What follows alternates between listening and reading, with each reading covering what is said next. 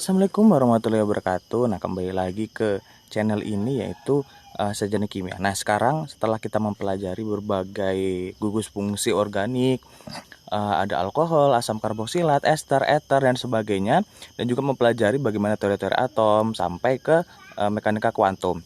Nah, sekarang kita akan mempelajari teori asam basa. Nah, asam basa, apa sih itu asam basa? Nah, nanti kita akan membahas mengenai pengertian asam basa, teori-teori asam basa, tata nama asam basa, garam, penentuan skala keasaman, dan aplikasi. Oke. Untuk yang selanjutnya, pengertian dari asam basa itu sendiri. Pengertian asam.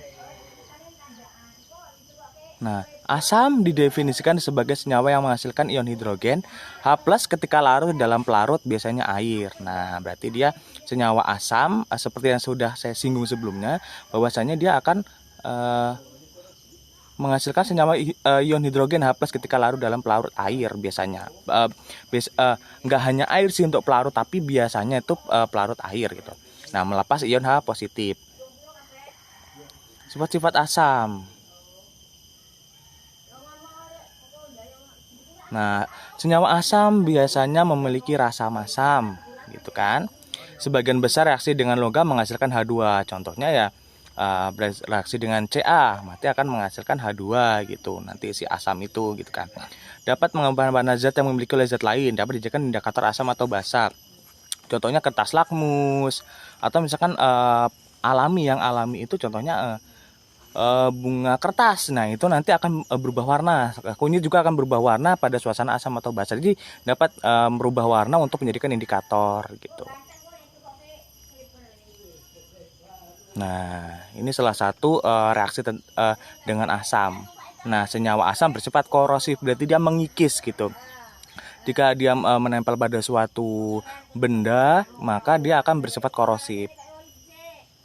Nah, positif inilah yang akan membentuk H2 ketika bereaksi dengan logam, sehingga logam akan menjadi korosif.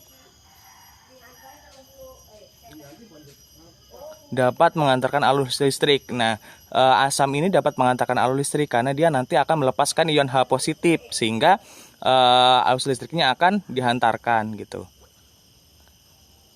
Menghasilkan ion H positif dari dalam air. Nah, seperti yang sudah singgung sebelumnya, jika jika dilarutkan dengan air, maka dia akan menghasilkan ion H positif dan juga OH-. Nah, tapi untuk sifat asamnya yaitu H positif saja. Nah, ini merubah warna kertas indikator biru menjadi merah. Jadi ini pakai kertas lakmus.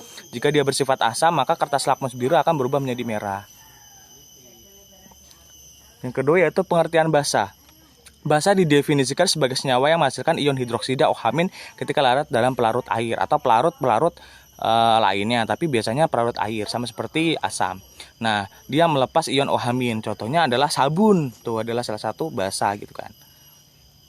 Sifat-sifat basa. Basa bersifat licin. Jadi dia strukturnya adalah licin gitu. Maka ketika disentuh